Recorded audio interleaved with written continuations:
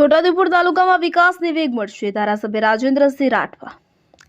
કરોડોના ખર્ચે સ્પાસિંગ, નવા રસ્તા તથા નવીનીકરણની કામગીરી કરવાની હોય કે જેનું સાંસદ અને ધારાસભ્યને હસ્તે ખાતમુહૂર્ત કરવામાં આવ્યું.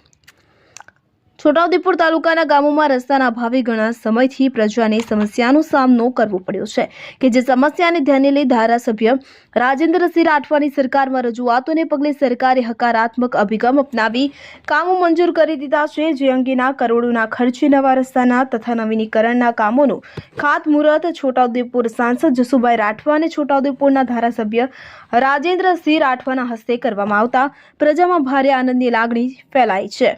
છોટાઉદેપુર નગરના સમા કિનારે આવેલ જૂના ઉદેપુરના રસ્તાનું ખાતમુહૂર્ત તથા પ્રજામાં ભારે આનંદ ફેલાયો છે. ઇમરાન મિર્ઝા, છોટાઉદેપુર.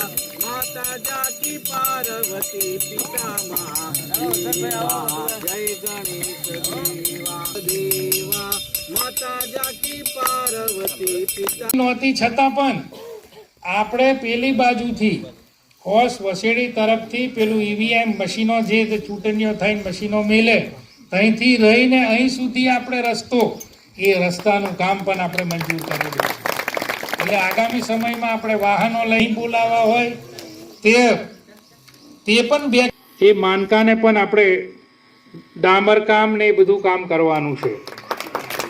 એ ખોસ તું જૂના ઉદેપુર એટલે અહીં સુધી એવી આવવાનું. આપણે નદી કોતર પર પેલું કોતર જેવું આવે છે એ પણ બાંધવાનું છે ને, એ કઠવાડિયા કોતર પણ બનવાનું. 100 કરોડ જેટલા રૂપિયા ખર્ચીને આપણે આ બધું કામગીરી અહીંયા કરવા જઈ રહ્યા છે. આ કામગીરી આપણી ટૂંક સમયમાં ચાલુ થઈ જવાની છે.